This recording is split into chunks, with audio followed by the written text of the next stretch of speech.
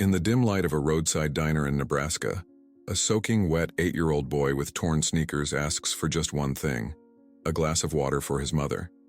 It seems like such a simple request, but nothing is ever as simple as it appears. What Jack Melrose discovers when he follows the child to a car in the parking lot will shatter everything he thought he knew about his past. A woman who should be dead. A child with familiar eyes. A small-town sheriff with a deadly obsession. Sometimes the most ordinary moments contain the power to change lives forever. And this glass of water is about to unleash secrets buried for nearly a decade. If you're watching this story unfold, don't forget to follow our channel for more emotional, true stories that will leave you breathless. Like and comment to let us know where you're watching from and share your thoughts as this incredible journey of love, sacrifice, and redemption unfolds. The spoons clinked against the plates.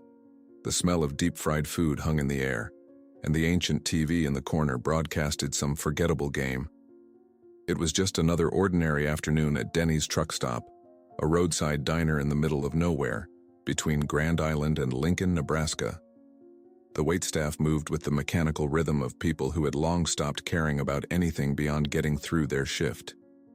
Jack Melrose wiped down a table with practiced, efficient movements. His weathered hands told a story of hard work and harder times. At 42, the ex-military man wore his past like an invisible uniform: rigid posture, watchful eyes that constantly scanned the room, and a perpetual furrow between his brows. The truckers knew not to waste his time with small talk. Jack wasn't there to be anyone's friend. "Order up!" The cook's voice barely penetrated the ambient noise. Jack collected the plate without acknowledgement and delivered it to a booth where a weary-eyed trucker sat staring at his phone. Outside, the Nebraska sky had turned the color of a bruise. Rain began to patter against the windows, slowly at first, then with the determined intensity of a summer storm. Lightning flashed, briefly illuminating the nearly empty parking lot with its harsh white light. The bell above the door jingled. Jack turned, ready with his usual disinterested greeting, but the words died in his throat. Standing in the doorway was not another trucker or local, but a small boy, soaking wet, trembling, and looking utterly lost.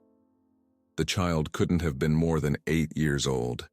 His sneakers were torn at the edges, the soles separating from the fabric. His oversized t-shirt hung like a dress on his thin frame. The faded cartoon character on the front, almost unrecognizable after countless washes. Jack took a step forward, instinctively moving to shoo the kid away. This wasn't a place for children, especially not unaccompanied ones. The manager was strict about loiterers, and a wet kid dripping all over the freshly mopped floor would definitely count as trouble. "Hey," Jack began, his voice gruff with annoyance. But then the boy looked up. His eyes were the palest blue, almost translucent, and filled with a desperate kind of courage that stopped Jack in his tracks. The boy's lips trembled, but his gaze remained steady. "Can I please have a glass of water?" The child whispered, his voice shaking but determined. "For my mom?"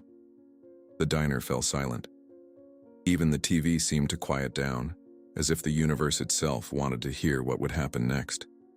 Jack frowned, irritation mixing with unwanted concern. "Where is she?" he asked impatiently. The boy lowered his head, a droplet of water falling from his hair to the floor. He pointed with a small finger toward the parking lot. "In the car, she's sleeping since yesterday." Something in Jack's chest tightened. A woman sleeping in a car while sending her kid in for water? It wasn't his problem. He'd seen enough in his life to know when to walk away. And yet, the few customers in the diner were watching now, curious eyes following the exchange. Marge, the other server on duty, had paused with a coffee pot in hand, her usual chatter with the regulars suspended. Against every instinct honed from years of minding his own business, Jack grabbed a plastic cup and filled it with ice water. "Show me," he said, his voice rough but quieter now. The boy nodded, relief washing over his face. He turned and pushed the door open, the bell jingling once more. Jack followed him out into the rain, ignoring Marge's questioning look. The parking lot was nearly deserted. A couple of semis, Marge's ancient Buick, Jack's pickup, and a car he hadn't noticed before. It was an old sedan, probably once blue but now a faded grayish color, parked in the farthest corner of the lot, partially hidden by the dumpster. The windows were fogged from the inside. Jack's pace slowed as they approached. Something wasn't right. The boy ran ahead, his small shoes splashing through puddles, and pulled at the passenger door. It creaked open reluctantly. "Mom, I got water. Wake up," the boy said, his voice suddenly higher, more childlike. Jack reached the car and looked inside. The woman was slumped against the driver's side window, her face turned away. She was thin, too thin, with dull brown hair falling over her face. Her clothes seemed to hang off her frame. One hand rested limply on the steering wheel while the other lay in her lap, palm up, fingers slightly curled. "Ma'am?" Jack called, feeling increasingly uneasy. When there was no response, he leaned in further. "Ma'am, are you okay?" "Nothing. Mom sleeps a lot," the boy explained, his matter-of-fact tone more disturbing than if he'd been crying. "But she hasn't eaten. I tried to wake her up, but she won't." Jack set the water down and reached across to touch the woman's shoulder. She was warm, alive, but completely unresponsive. He gently turned her face toward him, pushing the hair away from her features. And then it happened. The moment that would change everything. Jack's hand froze mid-motion, his entire body going rigid. The blood drained from his face as recognition slammed into him like a physical blow. Those cheekbones. That small scar near her eyebrow. The shape of her mouth. It was impossible. It had to be impossible. "Allison?" he whispered, his voice barely audible over the rain. "Allison Doyle?" The boy looked up at Jack, confusion clear in his eyes. "You know my mom?" Jack couldn't answer. His mind was racing, trying to make sense of what he was seeing. Allison Doyle couldn't be here. She shouldn't be here. According to what he'd been told years ago, according to what everyone in town believed. Allison Doyle should be dead. Rain pelted down around them, soaking through Jack's uniform shirt, but he barely noticed. The past he'd tried so hard to bury had just risen from the grave, in the form of an unconscious woman and her hungry, desperate child. "She needs help," the boy said, tugging on Jack's sleeve. "Please help her." Those simple words snapped Jack back to the present. Whatever this meant, however impossible it seemed, the woman needed medical attention. The questions could wait. "What's your name, kid?" Jack asked, already pulling out his phone. "Eli," the boy replied, still clutching the cup of water as if it were precious. "Are you going to help my mom?" Jack nodded, dialing 911 with trembling fingers. "Yeah, Eli, I'm going to help."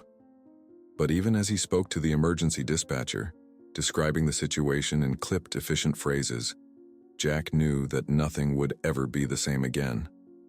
Somehow, a ghost had found its way to his diner, bringing with it all the secrets and lies he'd thought were long buried. And the strangest part of all, deep down in a place he'd locked away years ago, Jack felt something he never expected to feel again. Hope. The name echoed through Jack's mind like a ghostly whisper from another lifetime. Allison Doyle.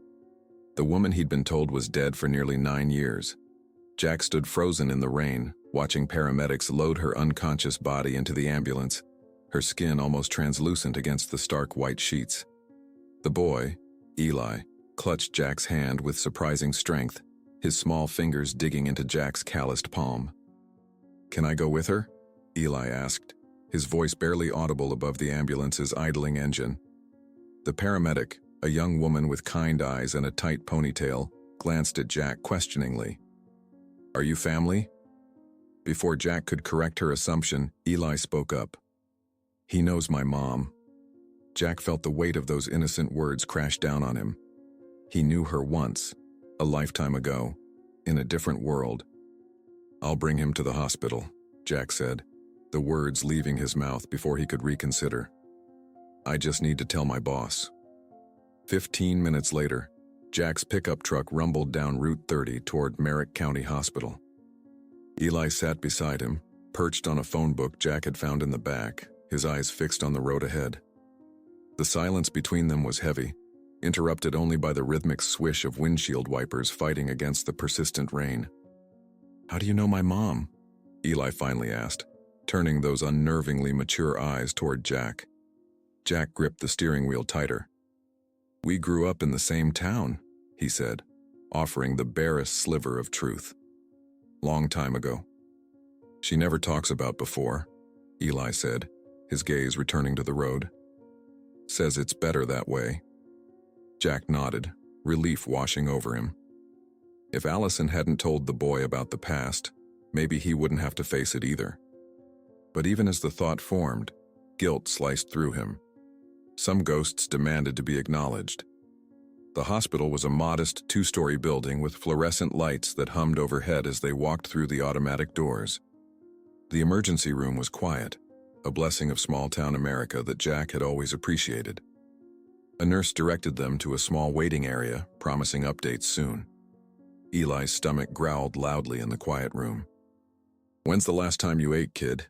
Jack asked, suddenly aware of how thin the boy's wrists were, how his collarbone jutted sharply beneath his oversized shirt. Eli shrugged. "Yesterday morning. Mom had some crackers in the car." Jack felt something twist inside his chest. Without a word, he led Eli to the hospital cafeteria and bought him a bowl of chicken noodle soup, a sandwich, and chocolate milk. The boy ate methodically, carefully, like someone who had learned that food shouldn't be wasted, like someone who wasn't sure when the next meal would come. "Mr. Melrose," a doctor appeared beside their table, his expression grave. He was young, too young, Jack thought, with wire-rimmed glasses and a clipboard. "I'm Dr. Chen. Can I speak with you privately?" Jack hesitated, looking at Eli. "I'll stay right here," Eli promised, his spoon still clutched tightly in his hand. "I won't move." Jack followed the doctor to a corner of the cafeteria, far enough that Eli couldn't hear but close enough that Jack could keep an eye on him. "The woman you brought in, Allison Doyle, is in serious condition," Dr. Chen said, his voice low. "Severe malnutrition, dehydration, exhaustion. Has she been ill?" Jack swallowed hard. "I don't know. I just found her today, with the boy." Dr. Chen frowned. "So you're not a relative?" "No." The lie came easily. "Just a friend. From long ago. We need emergency contact information, family members we can call." Jack shook his head. "I don't know of any. Her parents died years ago and she was an only child." The doctor sighed, making a note on his clipboard. "Child Protective Services has been notified about the boy. Standard procedure in cases like this." A jolt of unexpected protectiveness surged through Jack. "He's staying with me until she wakes up." The words surprised even him. Dr. Chen raised an eyebrow but nodded slowly. "I'll need to check with the social worker when she arrives, but that might be possible. Temporarily." Jack returned to the table where Eli had nearly finished his soup, carefully using his sandwich to soak up the remaining broth. Nothing wasted. "Is my mom going to die?" Eli asked, his voice steady despite the devastating question. Jack sat down heavily. "No, she's sick, but they're taking good care of her." "She gets sick a lot," Eli said matter-of-factly. "But she always gets better." Before Jack could respond, a brisk voice called his name. He turned to see a woman striding toward them, her sensible heels clicking against the linoleum floor. Her brown hair was pulled back in a tight bun, and she carried a leather portfolio under one arm. "Mr. Melrose, I'm Sandra Washington from Child Protective Services." Her handshake was firm, professional. Her eyes, when they turned to Eli, softened slightly. "And you must be Eli. I heard you've had quite a day." Eli shrank back in his chair, instinctively moving closer to Jack. "Is my mom okay?" "The doctors are taking good care of her," Sandra assured him, her tone gentler now. "I'm here to make sure you're taken care of too." She gestured for Jack to follow her to another table, but Eli clutched at his sleeve.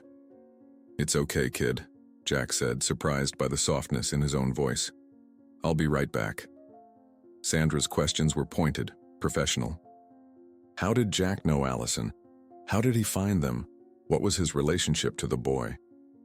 Jack answered with carefully constructed half-truths, omitting the shock of recognition, the history, the things he couldn't explain. "I'd like to take him home with me," Jack said finally, "just until his mother recovers." Sandra studied him, her expression unreadable. "That's unusual, Mr. Melrose. We typically place children with licensed foster homes." "He trusts me," Jack argued. "And he's been through enough today." After a long pause, Sandra nodded. "I'll need to do a home check, and this is temporary, very temporary." When they returned to Eli, the boy was studying a pamphlet about hand washing, his lips moving silently as he read. "Eli," Sandra said gently, "we need to know more about you and your mom. Can you tell me where you've been living?" Eli's eyes darted to Jack, then back to Sandra. "Different places. We move a lot." "And school? Do you go to school?" "Mom teaches me. She was a teacher before." His voice carried a hint of pride. "Why did you come to this town, Eli?" Sandra pressed, her tone still gentle but persistent. Eli fidgeted with his empty milk carton. "It was in the letter." Jack felt a chill run down his spine. "What letter?" "The letter Mom keeps in her book. The one she never mailed. She said we had to come here. Had to find—" He trailed off, looking uncertain. "Find what, Eli?" Sandra prompted. Eli looked directly at Jack, his pale blue eyes suddenly filled with a wisdom far beyond his years. "The letter she never got to deliver." Jack felt the blood drain from his face. 9 years ago, Allison had tried to tell him something important. He'd refused to listen, too caught up in his own anger and betrayal. And then she was gone, supposedly dead, taking whatever truth she'd wanted to share to her grave. Except she wasn't dead. She was here, in this hospital, with a son who looked to be about 8 years old. The math wasn't hard to do. "Mr. Melrose?" Sandra's voice pulled him back to the present. "Are you all right?" Jack nodded mechanically. "Fine. Just tired." "I want to see my mom," Eli said suddenly, pushing away his empty tray. "Soon," Sandra promised. "The doctors are still helping her." As if on cue, Dr. Chen appeared again, his expression grim. "Mr. Melrose, Ms. Washington? May I speak with you both?" Jack's heart plummeted. "Is she?" "She's stable," Dr. Chen assured him quickly. "But something's come up. When we were changing her into a hospital gown, we found this." He held out a small plastic evidence bag. Inside was a crumpled piece of paper, stained with what looked like coffee and something darker. Blood, Jack realized with a surge of nausea. "It was pinned inside her jacket," Dr. Chen continued. "It has your name on it, Mr. Melrose." "And the address of the diner."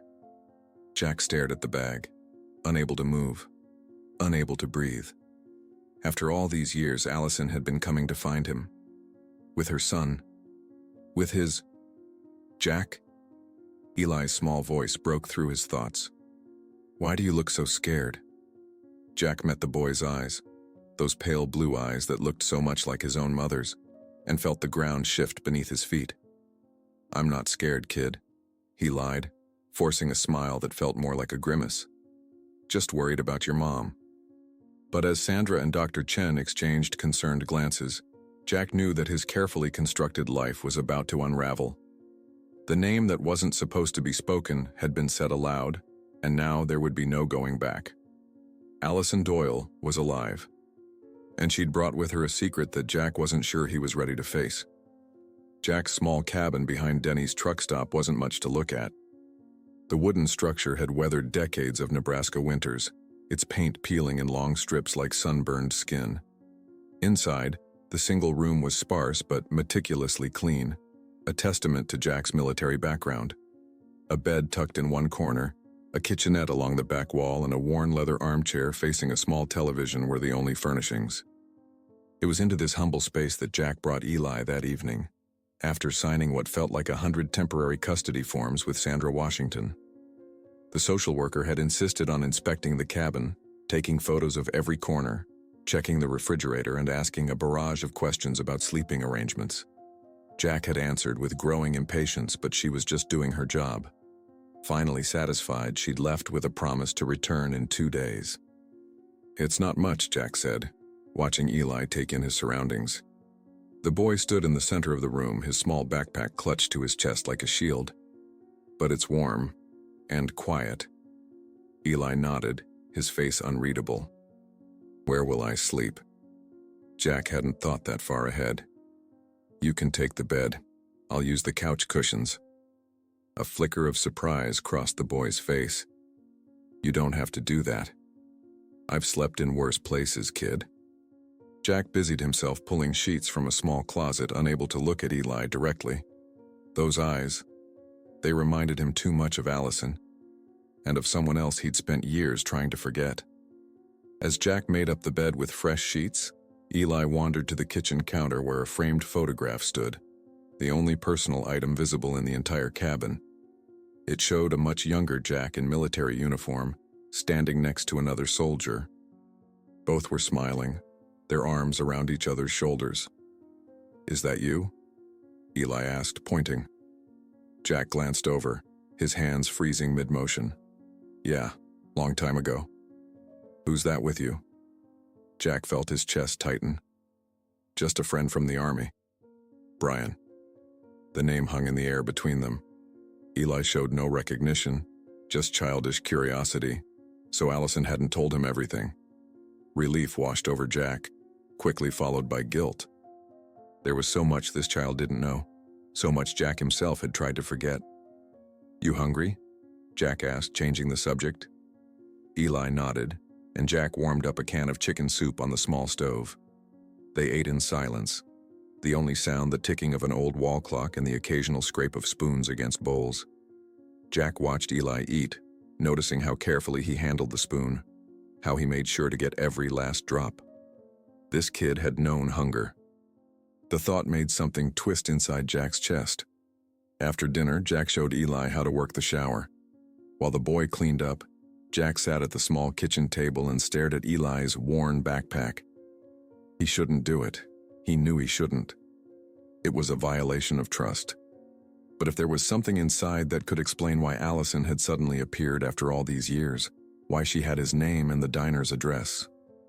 Before he could talk himself out of it, Jack reached for the bag and unzipped it.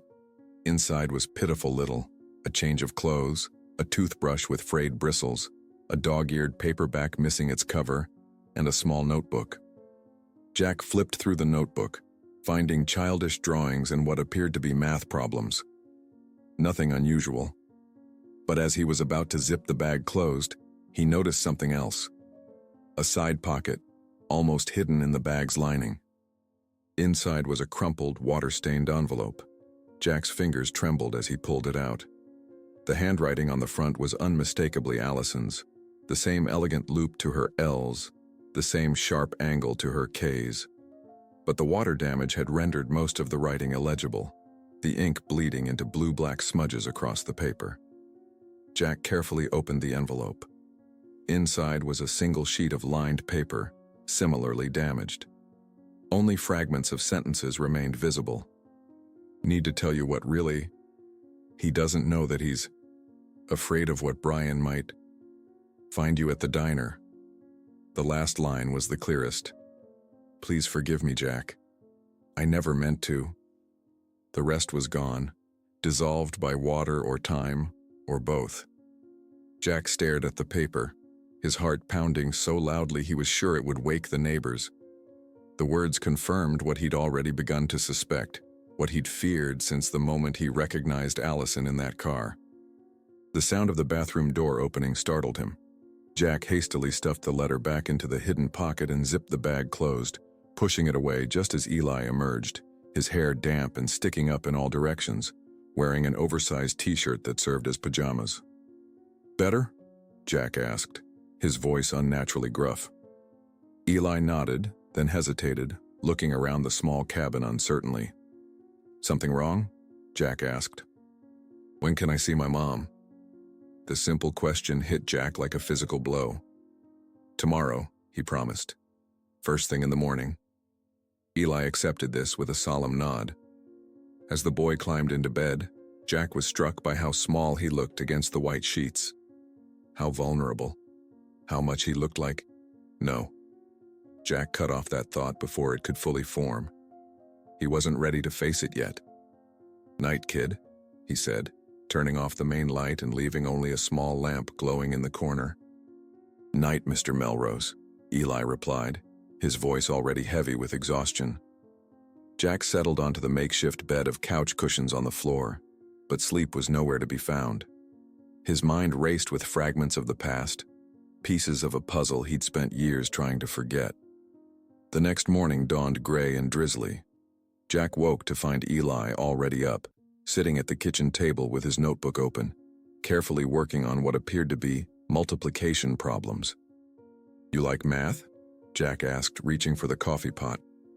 "Mom taught me," Eli said simply. "She says I'm good at it." Jack nodded, oddly touched by this small glimpse into their life together. "We'll go see her after breakfast." They were halfway through a meal of scrambled eggs when a sharp knock at the door made them both jump. Jack opened it to find Diane Miller, his next-door neighbor, standing on his porch with a plate of muffins and a concerned expression. Diane was in her 60s, a retired schoolteacher with more curiosity than tact. "Morning, Jack," she said, her eyes already peering past him to where Eli sat at the table. "I baked these fresh and thought you might like some. Who's your little visitor?" Jack reluctantly stepped aside to let her in. "Diane, this is Eli. He's staying with me for a few days while his mother's in the hospital." "Oh my," Diane exclaimed, setting the muffins down and immediately moving toward Eli with the practiced manner of someone who'd spent decades around children. "You poor thing. What happened to your mother?" Before Jack could intervene, Eli answered with his typical directness. "She got too tired and sick. She was trying to find Jack to give him something important." Diane's eyebrows shot up and she turned to Jack with naked curiosity. "Is that so, and what might that be?" "None of your business, Diane," Jack said firmly. "Thanks for the muffins. We were just heading out." Of course," Diane said, but her eyes were sharp with interest. "If you need anything at all, just holler. It's not every day Jack Melrose takes in a stray, is it?" After she left, Jack hurried Eli through the rest of breakfast. "We need to get going," he said, suddenly anxious to get to the hospital, to talk to Allison to understand what was happening. As they drove, Eli stared out the window at the passing landscape. "That lady was nosy," he observed unexpectedly. "Despite everything," Jack laughed. "Yeah, kid, that she is. Mom says nosy people are dangerous sometimes." Jack's laughter died in his throat. "Your mom's a smart woman." When they arrived at the hospital, Jack found himself growing increasingly nervous. What would he say to Allison after all these years? What could possibly explain her disappearance, her supposed death, and now her sudden return? They were almost to her room when Jack's phone rang. It was Sandra Washington. "Mr. Melrose," she said, her voice professionally neutral. "I've received some concerning information about your relationship with Ms. Doyle. I'd like you to come to my office this afternoon to discuss it." Jack felt a cold weight settle in his stomach. "What kind of information?" "I'd rather discuss it in person. 2 o'clock, my office at the county building." The call ended, leaving Jack staring at his phone. Someone had talked. Someone knew something about his past with Allison, about Brian. And now, the fragile arrangement that allowed him to keep Eli safe was in jeopardy. As if on cue, the elevator at the end of the hall dinged, and a familiar figure stepped out, tall, broad-shouldered, wearing a crisp uniform with a sheriff's badge gleaming on his chest. Brian Foster had always known how to make an entrance. Jack instinctively pulled Eli behind him, but it was too late. Brian had seen them, and his face split into a wide, false smile as he approached. Well, Brian said, his voice carrying the same easy charm that had once made him the most popular guy in town. "If it isn't my old buddy Jack. And who's this little man?" Before Jack could answer, Eli peered around him, his pale blue eyes taking in Brian's uniform with interest. "I'm Eli," he said. "Are you a policeman?" Brian crouched down, bringing himself to Eli's level. "Sure am, buddy. In fact, I'm the sheriff around here." He extended his hand, which Eli hesitantly shook. "And how do you know, my friend Jack?" The innocuous question carried hidden weight. Jack could feel the tension radiating from Brian despite his friendly demeanor. "He's helping me and my mom," Eli explained, unaware of the undercurrents swirling around him. "She's sick." "Is that right?" Brian's eyes flicked up to Jack's face, calculating, assessing. "Well, isn't that neighborly of him?" Jack found his voice at last. "What are you doing here, Brian?" Brian straightened, adjusting his uniform jacket. "Just checking on a citizen in need, Jack. That's my job, after all." His smile didn't reach his eyes. "Heard there was a woman brought in yesterday unconscious with a child. Small town. Word gets around." The threat was subtle but clear. Brian knew. Somehow he already knew Allison was back, and that meant Eli was in danger. The day had worn Jack down to his bones. After a tense standoff with Brian in the hospital hallway, Jack had managed to steer Eli away without incident. But Brian's knowing smile haunted him. They hadn't been able to see Allison. Her doctor had insisted she needed complete rest without visitors. By the time Jack and Eli returned to the cabin, dark clouds had gathered, mirroring Jack's mood. The Nebraska weather forecast warned of severe thunderstorms approaching.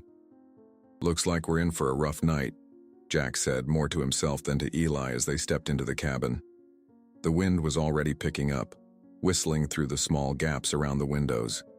Jack busied himself securing the shutters and checking his emergency supplies. Flashlights, batteries, candles, matches. Living in tornado country had taught him to be prepared. Eli watched silently from the kitchen table where he had opened his notebook again. The boy had barely spoken since their encounter with Brian at the hospital, but Jack had caught him glancing over his shoulder several times on the drive home, as if expecting someone to follow them. "You hungry?" Jack asked, opening the refrigerator to survey the meager contents. He wasn't used to cooking for anyone but himself, and his culinary repertoire was limited at best. "A little," Eli admitted. His small voice seemed even smaller in the growing rumble of thunder outside. Jack cobbled together grilled cheese sandwiches and heated a can of tomato soup, comfort food his own mother had made during storms. They ate in companionable silence as the first fat raindrops began to pelt against the windows. "Will the power go out?" Eli asked suddenly, eyeing the swinging light fixture overhead as it flickered with a particularly close lightning strike. "Might," Jack admitted, "but we've got flashlights, and I've got an old portable radio. We can listen to some music or something if you want." Eli nodded, seeming reassured by this simple plan. Jack was struck again by the boy's resilience. He'd been through so much in the past 24 hours, finding his mother unconscious, meeting a stranger who took him in, being interviewed by a social worker, confronted by a police officer. Yet he maintained a quiet dignity that seemed far beyond his years. By 9 o'clock, the storm was in full force. Rain lashed against the cabin in horizontal sheets, driven by winds that made the whole structure creak and groan. The power had flickered twice but held. Jack had set up a makeshift bed for himself again and was just tucking Eli into the main bed when the cabin plunged into darkness.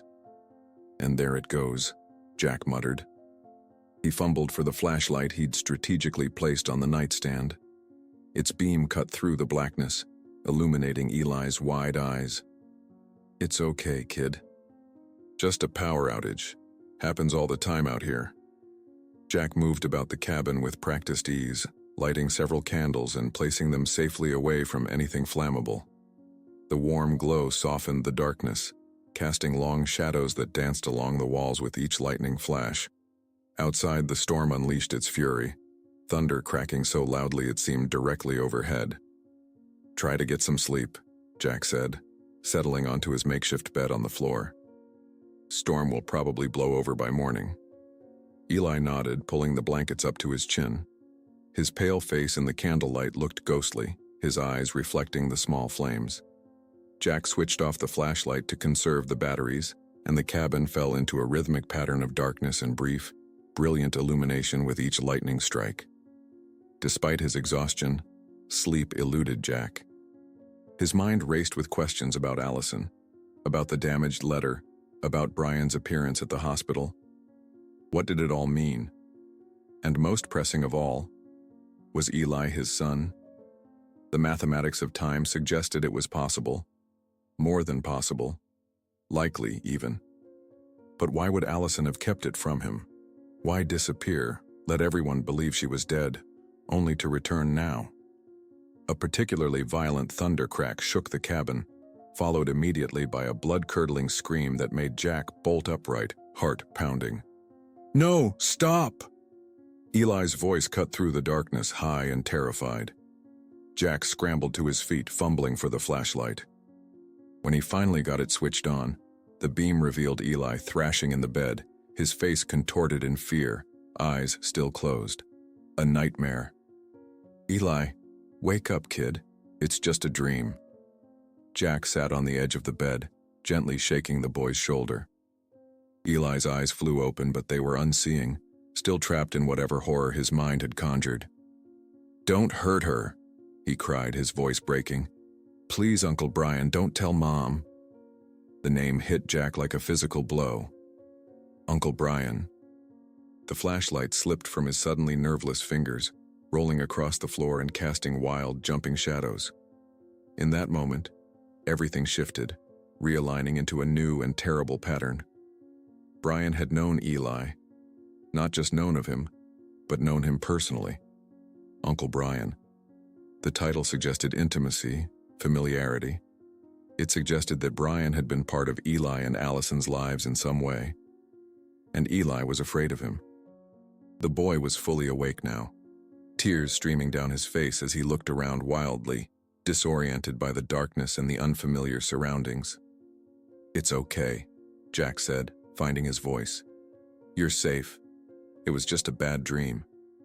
Eli drew in a shuddering breath. "I saw him," he whispered. "The policeman from the hospital. He was in my dream. He was hurting Mom." Jack felt cold despite the summer night. He retrieved the flashlight and sat back down on the bed. "Eli," he began carefully, "you called him Uncle Brian in your sleep. Do you know him? From before?" Eli's face crumpled. "I'm not supposed to talk about him. Mom says he's a bad man. She says if he ever finds us, we have to run." The pieces clicked into place with a sickening finality. Allison hadn't disappeared. She had fled. And she had been running from Brian all these years. "Did he—" Jack couldn't bring himself to finish the question. "Did he hurt you or your mom?" Eli's eyes welled with fresh tears. "He hurt Mom. A lot. When he was angry. And he was angry a lot." Jack's chest tightened with a mixture of rage and guilt. All these years, while he'd been nursing his own wounds, Allison had been surviving something far worse. "He won't hurt either of you again," Jack said, the promise feeling solid and real in his mouth. "I won't let him." Eli looked up at him, doubt and hope warring in his expression. "Mom tried to get away from him before. He always found us." "Not this time," Jack said firmly, though he had no idea how he would keep such a promise. Brian was the law in this town. He had resources, authority, and apparently a deep-seated obsession with Allison. A sharp knock at the door made them both jump. Jack's hand instinctively went to his hip, where his service weapon would have been years ago. The knocking came again, more insistent. "Jack, it's Diane. My roof is leaking something awful. I need help." Jack hesitated, looking at Eli's frightened face. "Stay here," he said quietly. "Lock the door behind me. Don't open it for anyone but me, understand?" Eli nodded, clutching the blankets to his chest. Jack approached the door cautiously, opening it just enough to see Diane standing on his porch, drenched from the rain, her gray hair plastered to her head. "I'm sorry to bother you," she said, her voice nearly drowned out by the storm. "But there's water pouring into my kitchen. I need help moving some things." Jack glanced back at Eli, who had followed his instructions and was now watching from the safety of the bed. "I'll be right back," he promised. "Remember, lock the door." As Jack stepped out into the howling storm with Diane, He didn't see the headlights of the police cruiser that slowly pulled up behind the cabin, its engine cutting off silently in the cover of thunder. The morning after the storm dawned with a deceptive tranquility. Sunlight filtered through Jack's windows, casting warm rectangles across the worn wooden floor. Birds chirped outside, celebrating their survival of the tempest that had raged through the night. But Jack felt none of this peace as he paced the small confines of his cabin, phone pressed to his ear. Still no answer, he muttered, ending another failed attempt to reach Sandra Washington. After the revelation of Eli's nightmare and the boy's terrified mention of Uncle Brian, Jack was desperate to speak with the social worker. He needed allies, people who could help protect Eli and Allison from whatever threat Brian posed. Eli sat at the kitchen table, pushing cereal around his bowl without eating much. The dark circles under his eyes testified to a night of interrupted sleep and lingering fears.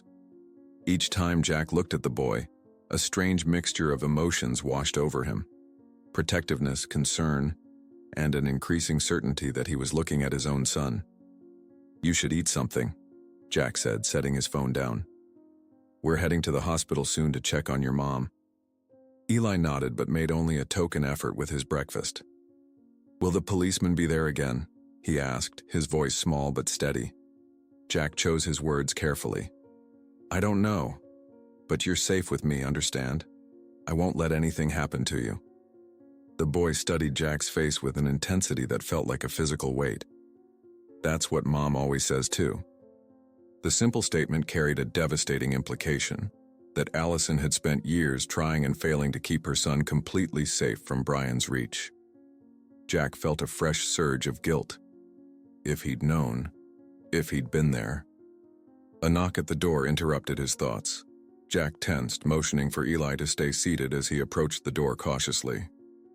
To his relief, it wasn't Brian but a deputy he recognized from town, a young man named Rodriguez who had started on the force only a couple of years ago.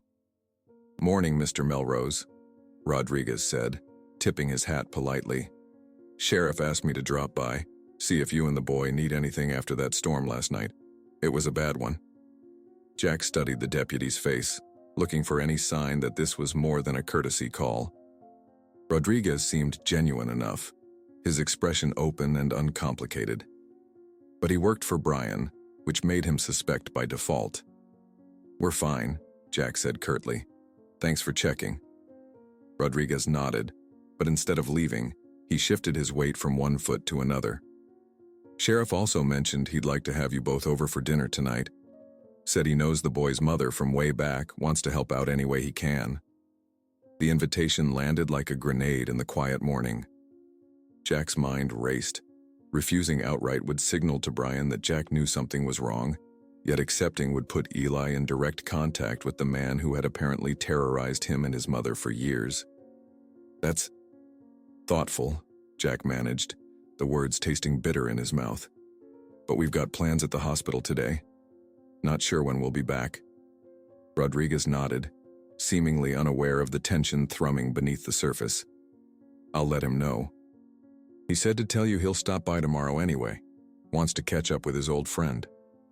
After the deputy left, Jack closed the door and leaned against it, mind working furiously. Brian was making his move, establishing his presence, reminding Jack of their supposed friendship while simultaneously letting him know he was watching. It was a power play, pure and simple. "We're going to see Mom now?" Eli asked, bringing Jack back to the present. "Yeah, kid, let's go." The drive to the hospital was quiet, both lost in their thoughts. When they arrived, Jack was surprised to find Allison awake, propped up against several pillows. Her face was still pale, but her eyes were alert, taking in every detail as they entered the room. Those eyes widened when she saw Jack, a complex mixture of emotions flashing across her face. Relief, fear, something that might have been longing. "Mommy!" Eli rushed to her side, carefully climbing onto the edge of the bed to hug her. Allison's arms came around her son with practiced tenderness, but her gaze remained locked on Jack over the boy's shoulder. "You found us," she said simply, her voice raspy from disuse. Jack shook his head. "You found me, Allison, at the diner." A nurse bustled in, checking Allison's vitals and adjusting her IV. 15 minutes, she warned Jack with a pointed look. She needs her rest. When they were alone again, Allison gently urged Eli to sit beside her rather than on the bed. "Sweetie, can you do me a favor? My bag, the one they brought in with me, should be in that closet. There's a book in there I'd like." As Eli obediently went to retrieve the bag, Allison leaned closer to Jack, her voice dropping to an urgent whisper. "Has he been here, Brian?" Jack nodded grimly. "Yesterday. He knows you're back, Allison."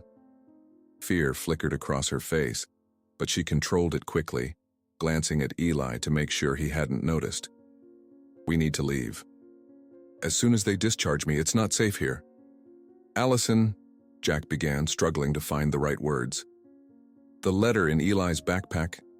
I saw what was left of it, and he called out for Uncle Brian during a nightmare last night. He was terrified." Shame and anger warred on Allison's face. "You went through his things?" "I needed answers," Jack replied, not backing down. "Is he my son, Allison? Is that what you came to tell me?" Before she could answer, Eli returned with the bag. "I can't find your book, Mom." Allison forced a smile. "That's okay, sweetie. Maybe they left it in the car." The mention of the car sparked a memory in Jack. "I should go check on your car.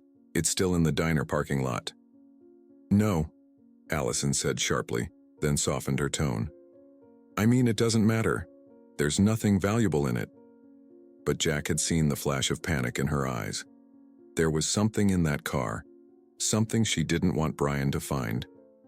"I'll go after I take Eli back to the cabin," Jack decided.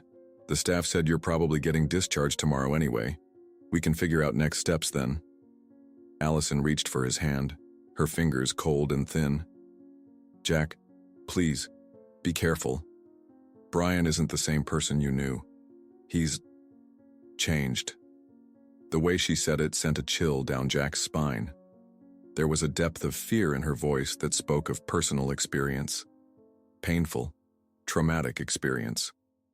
As they were leaving the hospital, Jack spotted a familiar figure at the nurses' station. Brian in his sheriff's uniform, laughing with one of the younger nurses. Their eyes met across the corridor, and Brian's smile widened, revealing too many teeth. He excused himself from the conversation and strode toward them with the confident gait of a man who believed he owned every room he entered. "Jack and young Eli." Brian's voice boomed through the hallway, causing several heads to turn. "Thought I might catch you here." Jack instinctively placed himself between Brian and Eli. "Just checking on Allison. Doctor says she's doing better." "That's wonderful news," Brian said, his smile never reaching his eyes. "I stopped by myself earlier, but she was sleeping. Shame we keep missing each other." The implied threat wasn't lost on Jack. Brian was letting him know he had access to Allison whenever he wanted. "Rodriguez mentioned you wanted to have dinner," Jack said, keeping his tone neutral despite the rage building inside him. "I appreciate the offer, but we've got a lot going on right now." Brian's smile dimmed slightly. Of course. Another time." He crouched down to Eli's level, ignoring the way the boy shrank back. "You take care of your mom, buddy. And if you need anything at all, you just ask Sheriff Foster, okay?" Eli nodded mutely, his hand finding Jack's and squeezing tight. As they walked away, Jack could feel Brian's eyes boring into his back. He waited until they were safely in the truck before letting out the breath he'd been holding. "He's not a nice man," Eli said quietly, staring out the window. "Even when he smiles." Jack couldn't argue with that assessment. "No, kid, he's not." That afternoon, while Eli napped in the cabin, exhausted from poor sleep and emotional stress, Jack drove back to the diner parking lot where Allison's car still sat. The sedan looked even more dilapidated in daylight. Its once blue paint faded to a patchy gray, rust creeping along the wheel wells. Jack used the keys he'd found in Allison's purse to unlock it, then began a methodical search. The interior told the story of a life lived on the move. Fast food wrappers carefully folded for reuse, a small collection of second-hand clothes in the back seat, a road atlas with certain towns circled in red marker. Under the passenger seat, Jack found what he was looking for: a small cassette recorder, the kind that had been popular 20 years ago. Beside it was a single tape labeled simply "Insurance." Jack pocketed both items and continued searching. In the trunk, beneath a threadbare blanket, he discovered a shoebox containing old photographs, Allison holding a newborn Eli, the two of them at what appeared to be a motel pool. Eli on his first day of kindergarten. Each photo carried the same haunted look in Allison's eyes, a wariness that never fully disappeared even when she was smiling. There were no pictures of Brian. Not one. Back at the cabin, Jack found an old cassette player in his closet. While Eli continued to sleep, Jack plugged in headphones and pressed play on Allison's tape. Static crackled, and then Allison's voice emerged, so much younger and more frightened than the woman in the hospital bed. "My name is Allison Doyle. If something happens to me, this is my testimony." It was Brian Foster. And the boy? The boy is Jack's son, Jack Melrose. Brian knows, and he's threatened to kill us both if I ever tell anyone. Please, if you're listening to this, help my son. The cassette player sat on Jack's kitchen table like a bomb waiting to detonate. He'd listened to the entire recording 3 times now, each playback revealing new layers of horror in Allison's trembling voice. The tape contained not just her identification of Eli's paternity, but detailed accounts of Brian's escalating abuse, his obsession with controlling her, and his rage when he discovered she was pregnant with Jack's child. Jack stared at the device, his coffee going cold beside it. Eli was still asleep, exhausted from the emotional toll of the past few days. Through the small window, Jack could see the sun beginning its descent, painting the Nebraska sky in shades of orange and pink that seemed obscenely beautiful given the darkness of his thoughts. He needed a plan. The tape was evidence, but it was old, and Brian was the sheriff. The system that should protect Allison and Eli was controlled by the very man they needed protection from. Jack had been out of the military for years, working as a diner waiter, keeping his head down. He had no connections, no power, no leverage, except for one thing. Brian didn't know Jack had the tape. The idea took root immediately. If he could get Brian to incriminate himself, to admit to even a fraction of what Allison had described, while Jack was recording him, it might be enough to take to the state police or the FBI. It was risky, potentially dangerous, but it was a plan. And Jack had always functioned best with a mission. The ringing of his phone startled him from his thoughts. It was Sandra Washington. "Mr. Melrose," she began without preamble, "I need to see you and Eli tomorrow morning at 9. My office." Jack tensed. "Is there a problem?" "Let's discuss it in person," she replied, her voice carefully neutral. "Bring Eli's things." The call ended before Jack could press for more details. Bring Eli's things. The implication was clear. The temporary custody arrangement was being reconsidered. Jack's jaw clenched. Brian must have spoken to her, planted seeds of doubt about Jack's fitness as a guardian. He was running out of time. A soft knock at the door pulled Jack from his dark thoughts. It wasn't yet 7, too early for a casual visitor. He approached cautiously, his military training kicking in. Stay to the side of potential entry points, identify before opening. "Who is it?" he called through the closed door. "It's me, Jack. Brian, just thought I'd stop by with dinner for you and the boy." Jack froze, adrenaline flooding his system. Brian. Here. Now. It was too soon. He wasn't prepared. The cassette player sat in plain view on the table, and Eli was asleep in the next room. But maybe this was the opportunity he needed. Taking a deep breath to steady himself, Jack quickly tucked the cassette recorder into his pocket and hid the tape in a kitchen drawer. He glanced at the bedroom where Eli slept, the door slightly ajar. If Brian saw him, would he recognize his own features in the boy's face? Would he guess that Jack knew the truth? With no choice but to face what was coming, Jack opened the door. Brian stood on the porch holding a large paper bag, the logo of the local steakhouse emblazoned on its side. His smile was easy, confident, but his eyes were calculating as they scanned Jack's face. Hope I'm not interrupting, Brian said, lifting the bag slightly. Brought some ribeyes, baked potatoes. The works. Thought we could catch up. It's been too long, brother. The familiar term of endearment, one they'd used in the army, felt like acid on Jack's skin, but he forced himself to smile, to step back and gesture Brian inside.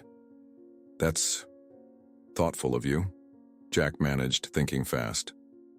If he could get Brian talking, get him to incriminate himself while recording it. Eli's taking a nap, but I could use the company. Brian stepped inside, his large frame seeming to fill the small cabin. He glanced around, taking in the sparse furnishings, the neatly made bed in the corner, the few personal items Jack had accumulated over years of solitary living. Still living like a monk, I see, Brian commented, setting the bag on the kitchen table. Some things never change. Jack busied himself getting plates, using the moment to activate the recording function on his phone in his pocket. His heart pounded so loudly he was certain Brian must hear it. Whereas you've done well for yourself, Jack replied, nodding at Brian's sheriff's uniform. Town big shot now. Brian's laugh held no warmth. Someone has to keep the peace around here. Though I admit, it's been pretty quiet. He paused, removing containers from the bag.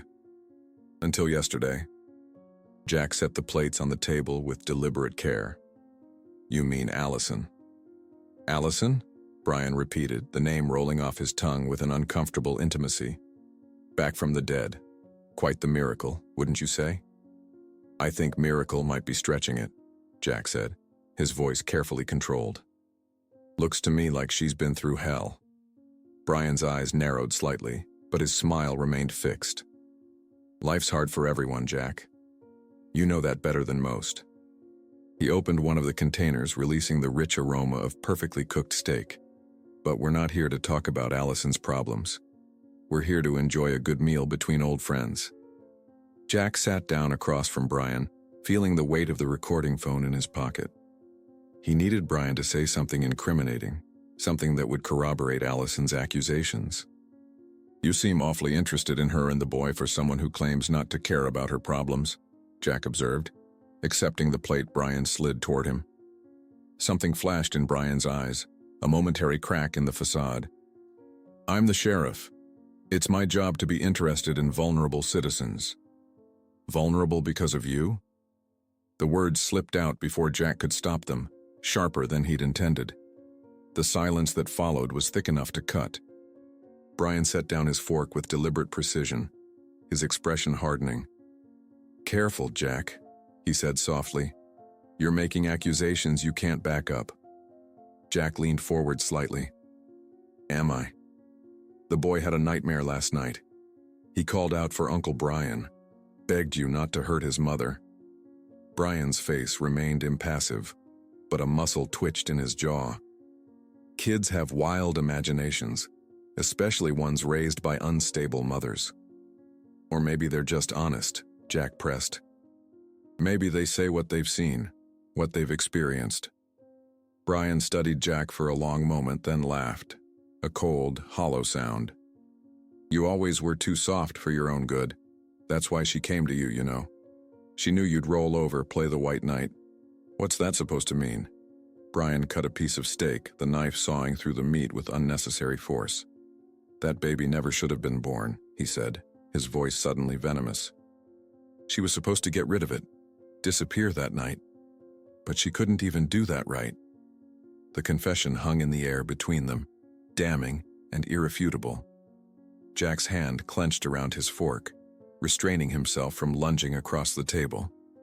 The phone was recording. He had Brian's admission. So you knew, Jack said quietly. You knew Eli was my son all along. Brian's smile was ugly now, all pretense abandoned. Of course I knew. You think I couldn't tell? The boy has your mother's eyes, for God's sake. Allison tried to pass him off as mine at first, can you believe that? As if I wouldn't know. And that's why you hurt her, because she was pregnant with my child. I hurt her, Brian said, leaning forward, because she was mine, and she betrayed me, with my best friend. His voice dropped to a whisper. Just like Elizabeth betrayed me with you. The name hit Jack like a physical blow. Elizabeth, Brian's high school sweetheart, the girl Jack had briefly dated after Brian and she had broken up senior year. Ancient history, or so Jack had thought. That was 20 years ago, Jack said, stunned by the depth of Brian's grudge. We were kids. Some things you don't forget, Brian replied, his eyes cold. Some debts you carry until they're paid. A small noise from the bedroom doorway made them both turn. Eli stood there, hair mussed from sleep, eyes wide as he took in the scene before him, Jack and Brian sitting across from each other, tension crackling between them like electricity. Well, look who's up, Brian said, his voice shifting seamlessly back to affable charm. Come join us, buddy. I brought dinner for everyone. Eli didn't move, his gaze locked on Jack, silently asking for guidance. It's okay, Eli, Jack said, trying to keep his voice calm despite the thundering of his heart. Come sit by me. The boy approached cautiously, never taking his eyes off Brian as he slid into the chair next to Jack. His small body radiated tension. You sleep okay? Jack asked, placing a protective hand on Eli's shoulder. Eli nodded, but said nothing. You know, Brian said conversationally, cutting another piece of steak. Your mom and I go way back. She and I were together for a long time before you were born. Eli's shoulders stiffened under Jack's hand. Mom says we don't talk about before, he said, his voice barely audible. Brian's smile tightened. Your mom says a lot of things, buddy. Not all of them true. Jack felt a surge of protective rage. That's enough, Brian. Is it? Brian raised an eyebrow. I'm just having a friendly conversation with the boy. No harm in that. The phone in Jack's pocket felt like it was burning a hole through the fabric. He had what he needed now. Brian's admission about Eli, his implied threats. It was time to end this before it escalated further. I think you should go, Jack said, standing up. Eli and I have an early day tomorrow. Brian remained seated, his posture deliberately casual. So eager to get rid of me? And here I thought we were reconnecting. Another time, Jack said firmly. Finally, Brian stood, adjusting his uniform with exaggerated care. We'll definitely continue this conversation soon, Jack. Count on it. He turned to Eli. See you around, buddy. Tell your mom I said hello. The threat hung in the air, unspoken but unmistakable. As Jack closed the door behind Brian, he caught sight of Diane Miller peering from her window next door, her curious gaze following the sheriff as he walked to his cruiser. The moment Brian's car pulled away, Jack's phone rang. It was a number he didn't recognize. Mr. Melrose? A woman's voice asked when he answered. This is Dr. Chen from Merritt County Hospital. I'm calling about Allison Doyle. There's been a development you should know about. Jack's blood ran cold. Is she okay? She's fine, Dr. Chen assured him. But she's gone, against medical advice. She left a note for you. It says, "He found us. Run." Jack's hands shook as he stuffed clothes into a duffel bag, mind racing. Allison had fled the hospital. She was out there somewhere, alone and still weak from her collapse. And her final warning was unmistakable. He found us. Run. Are we going to find Mom? Eli asked, standing in the doorway of the bedroom, clutching his worn backpack to his chest. His eyes, so much like Jack's mother's, were wide with worry but dry. This boy had learned long ago that tears didn't solve problems. Yes, Jack promised, zipping the bag closed. But first we need to get somewhere safe. Jack had the recording of Brian's damning admission, but he needed to get it to someone who could help. Someone outside Brian's sphere of influence. The state police maybe, or the FBI, but getting there meant leaving town without Brian knowing, and that would be no easy feat in a place this small, where everyone knew everyone's business. We'll take my truck, Jack said, checking his watch. It was nearly 9. They had to move quickly. The harsh glare of headlights suddenly flooded the cabin, followed by the crunch of tires on gravel. Jack's heart sank as he peered through the window. Not Brian's cruiser, but worse. A county van with Child Protective Services emblazoned on its side. Sandra Washington stepped out, accompanied by two uniformed officers Jack didn't recognize. "Jack Melrose?" Sandra called through the door after knocking sharply. "I need you to open up, please. I have an emergency removal order for Eli Doyle." Jack's blood ran cold. "What's happening?" Eli whispered, edging closer to Jack. "It's okay," Jack lied, his mind working furiously. "Just stay behind me." He opened the door just enough to see Sandra's face, keeping his body firmly in the doorway. "What's going on, Sandra? Our appointment isn't until tomorrow." Sandra's expression was professionally neutral, but her eyes held genuine regret. "I'm sorry, Jack. There's been a development. Sheriff Foster has filed a report expressing serious concerns about the child's well-being in your care, and with Ms. Doyle checking herself out of the hospital against medical advice." She trailed off, letting the implication hang in the air. "Brian put you up to this," Jack said, not bothering to hide his anger. "He's manipulating you." "I'm just doing my job," Sandra replied, her voice firmer now. "Please don't make this more difficult than it needs to be. Eli will be placed in emergency foster care until we can sort this out." Jack felt Eli's small hand grip the back of his shirt, a silent plea not to let them take him. The weight of that trust pressed against Jack's chest like a stone. "At least let me come with him," Jack tried. "He barely knows you." Sandra shook her head. "I'm sorry. The order specifically prohibits contact until the hearing. Now please, step aside." The officers behind her straightened, hands moving to rest meaningfully on their belts. Jack recognized the threat: cooperate or be forcibly removed. He couldn't protect Eli if he was arrested. With a heavy heart, Jack knelt down to Eli's level. "Listen to me," he said softly, meeting the boy's frightened gaze. "I'm not giving up. I'm going to find your mom, and then I'm coming for you. I promise." Eli's lower lip trembled, but he nodded bravely. "Uncle Brian did this, didn't he?" "Yes," Jack admitted, seeing no point in lying. "But he won't win. You remember what I told you before? I won't let anything happen to you." One of the officers stepped forward. "That's enough. Let's go, kid." Jack watched helplessly as Sandra led Eli to the van, the boy's small figure dwarfed by the adults surrounding him. Just before climbing in, Eli turned back to look at Jack, his pale face a mixture of fear and something else, a desperate kind of hope that Jack wouldn't abandon him. As the van pulled away, Jack slammed his fist against the doorframe hard enough to split the skin across his knuckles. The pain barely registered through his rage and despair. Brian had outmaneuvered him, using the system against him just as Allison had feared. And now Jack had lost them both. Allison in the wind, Eli in the system. But he still had the recording. Without wasting another moment, Jack grabbed his duffel bag and the cassette tape, then headed for his truck. He had to find help outside of Brian's reach. The nearest FBI field office was in Omaha, about a 2-hour drive. If he could get there, present his evidence. The truck's engine roared to life, and Jack peeled out of his driveway with a spray of gravel. In his rearview mirror, he caught sight of Diane watching from her window again, phone pressed to her ear, reporting his movements to Brian, no doubt. The realization that he'd been surveilled by his own neighbor for who knows how long added another layer to his fury.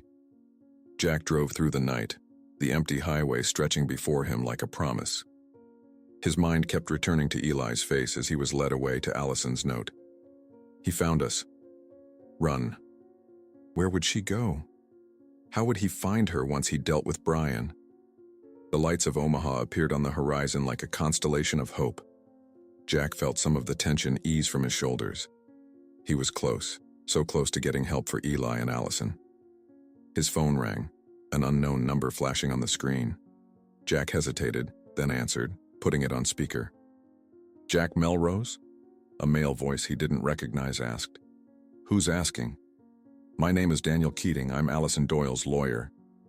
Jack nearly swerved off the road in surprise. "Her lawyer? Since when does Allison have a lawyer?" "Since she came to me 3 days ago," the man replied. "She said if anything happened to her, I should contact you. She left something in my safekeeping, Something she said would explain everything. Hope surged through Jack. "Where are you? I'm heading to Omaha right now." "My office is in Lincoln. I can meet you halfway." Jack agreed, changing course immediately. As he drove, he tried to process this new development. Allison had planned ahead, prepared for the possibility that Brian would find her. She'd secured a lawyer, left evidence. She was always one step ahead, except Brian had still managed to get to her somehow. The meeting point was a 24-hour truck stop, just off I-80. Jack arrived first, parking in the far corner of the lot where he could watch all approaching vehicles. 20 minutes later, a silver sedan pulled in, and a man in his 60s emerged, carrying a leather briefcase. He looked around cautiously before spotting Jack's truck and approaching. "Mr. Melrose?" he called when Jack stepped out to meet him. "That's me." Keating nodded, opening his briefcase to retrieve a sealed envelope. "Allison left this with me. Said I should give it to you if she disappeared again. She seemed frightened." Jack accepted the envelope, feeling its weight. "Did she tell you who she was afraid of?" "Not specifically," Keating admitted. "But she did mention her ex had connections in law enforcement, made her reluctant to go to the authorities." "Her ex is the sheriff," Jack explained grimly, "and he's taken my son, our son, into custody through CPS." Keating's eyebrows rose. "Then you'll want to open that envelope right away. Allison said it contained everything you'd need to protect the boy." Jack tore it open on the spot, pulling out several documents. The first was a birth certificate, Eli's, listing Jack Melrose as the father. The second was a handwritten statement from Allison detailing years of abuse at Brian's hands, notarized and dated just 3 days ago. The third was a flash drive. "What's on this?" Jack asked, holding up the small device. Keating shook his head. "She didn't tell me, just said it was insurance." "I have a recording too," Jack said, pulling out his phone. "Brian admitted Eli is my son, admitted he wanted Allison to get rid of the baby years ago." Keating's expression grew serious. "That's compelling evidence, Mr. Melrose. Combined with what Allison provided, it might be enough to secure an emergency hearing for custody." For the first time in days, Jack felt a glimmer of real hope. "How fast can we make that happen?" "I have contacts in family court," Keating assured him. "But first, let's see what's on that flash drive." They relocated to a booth inside the truck stop. Keating produced a laptop from his briefcase, inserted the flash drive, and turned the screen so they both could see. A single video file appeared. Jack clicked play, his breath catching in his throat as Allison's face filled the screen. "If you're watching this," she began, her voice steady despite the fear in her eyes, "it means Brian found us again. Jack, I'm so sorry for keeping Eli from you all these years. I thought I was protecting him, protecting you both. Brian swore he'd kill you if I ever told you about the baby, and after what he did to me, I believed him." She paused, pushing her hair back to reveal a jagged scar along her hairline. "This was just the beginning. There's so much I never told anyone, but I've documented everything. The flash drive contains pictures of every injury, dates, details. I kept it all, hoping someday it would be enough to stop him." Jack watched, transfixed by the quiet strength in Allison's face as she methodically laid out years of abuse, threats, and stalking. She had been running for nearly a decade, changing names, moving constantly, always looking over her shoulder. "But I'm done running," Allison continued, her voice gaining conviction. "Eli deserves better than this life of fear. He deserves to know his real father. That's why I came back, Jack, to give our son the chance at a normal life. Whatever happens to me, please protect our boy." The video ended, leaving Jack staring at the black screen, tears burning in his eyes. After all these years, all the pain and separation, Allison had never stopped fighting for their son. "This is more than enough," Keating said quietly, closing the laptop. "We can file for emergency custody first thing in the morning. With this evidence against Sheriff Foster, no judge in their right mind would leave Eli in the system." "And Brian?" Jack asked, his voice rough with emotion. "What happens to him?" Keating's expression hardened. "With this evidence? Criminal charges most likely. Domestic violence, stalking, abuse of power, possibly attempted murder if we can prove he caused Allison's current condition. Jack nodded, a grim satisfaction settling in his chest. It wasn't over yet. Allison was still missing, Eli still in foster care. But for the first time he could see a path forward. A way to end Brian's reign of terror and reunite what was left of his family. "Let's get to work," he said, sliding Allison's documents back into the envelope. "I made a promise to my son." The Lancaster County Courthouse stood like a fortress of justice against the clear blue Nebraska sky. Its limestone walls gleamed in the morning sunlight, imposing and unyielding, much like the system Jack was about to confront. The emergency hearing had been scheduled with remarkable speed, thanks to Daniel Keating's connections and the disturbing evidence they'd presented to the judge. Jack tugged at his borrowed tie, the formal attire feeling like a costume on his weathered frame. It had been years since he'd worn anything but his diner uniform or casual clothes. Beside him, Keating moved with the practiced confidence of someone who belonged in these hallowed halls of law. "Remember," Keating murmured as they approached the courtroom, "let me do most of the talking. When the judge asks you questions, be honest but concise, and whatever happens, keep your emotions in check." Jack nodded, though controlling his emotions seemed an impossible task.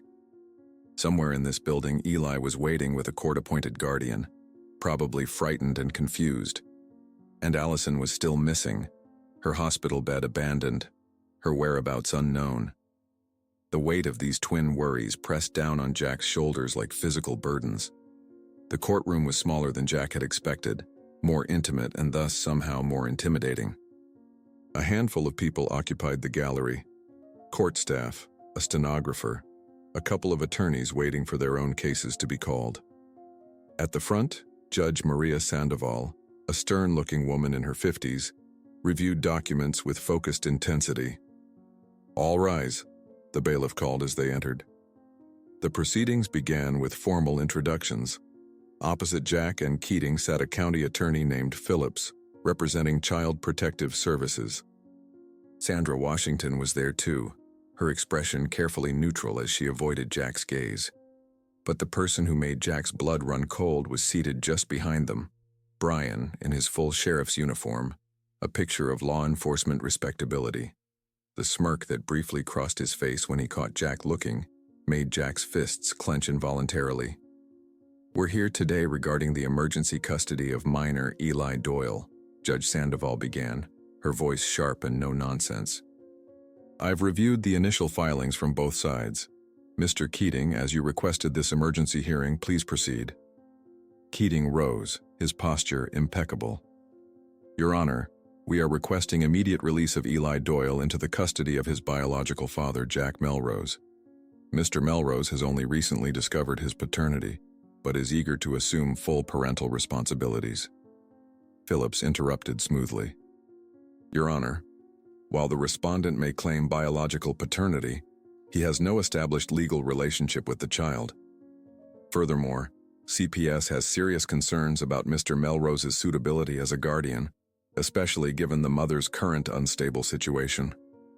Jack felt his temper rising but forced himself to remain silent as Keating responded. "Your Honor, we have DNA confirmation of paternity, along with the mother's own testimony naming Mr. Melrose as the father." Keating approached the bench, presenting Eli's birth certificate and the notarized statement from Allison. "More critically, we have disturbing evidence suggesting that the child's removal was orchestrated not out of genuine concern for his welfare, but as part of a long-standing pattern of harassment and abuse." Judge Sandoval's eyebrows rose slightly as she examined the documents. "These are serious allegations, Mr. Keating. I presume you have evidence to support them?" "We do, Your Honor." Keating turned to Jack. "Mr. Melrose has a recording of Sheriff Brian Foster, who initiated the CPS complaint, admitting not only that he knew about Mr. Melrose's paternity for years, but expressing disturbing sentiments about the child's very existence." Jack handed over his phone with the recording queued up, his heart hammering in his chest. This was the moment of truth, the evidence that could either save or doom his newfound family. The courtroom fell silent as Brian's voice filled the room. "That baby never should have been born. She was supposed to get rid of it, disappear that night. Judge Sandoval's expression darkened as the recording continued, revealing Brian's admission of knowing Eli was Jack's son, his implied threats, his references to harming Allison. When it finished, she looked up, her gaze sliding to where Brian sat, now rigid with barely contained fury. "Sheriff Foster," she said, her voice ice cold, "would you care to explain these statements?" Brian rose smoothly, his charm on full display. "Your Honor, that recording is clearly edited and taken out of context. Mr. Melrose and I have a complicated history, and he's manipulating this situation to gain custody of a child he has no legal right to. We also have this, Your Honor." Keating continued, producing the flash drive. Testimony from Allison Doyle documenting years of abuse at Sheriff Foster's hands, including photographic evidence of injuries, hospital reports, and a detailed timeline of harassment and stalking behavior. The judge's chambers fell silent as the video played. Allison's face appeared on the courtroom monitor, her quiet dignity evident even through her fear as she methodically laid out years of suffering. Jack watched Brian from the corner of his eye, noting how the sheriff's confident facade began to crack as Allison revealed secret after secret. The broken ribs he'd explained away as a fall, the accidents that always seemed to happen when she mentioned leaving, the threats against both Jack and Eli that had kept her running for years. When the video ended, Judge Sandoval removed her glasses, rubbing the bridge of her nose as if physically pained by what she'd witnessed. She turned to Sandra Washington. "Ms. Washington, were you aware of any of these allegations when you processed Sheriff Foster's complaint?"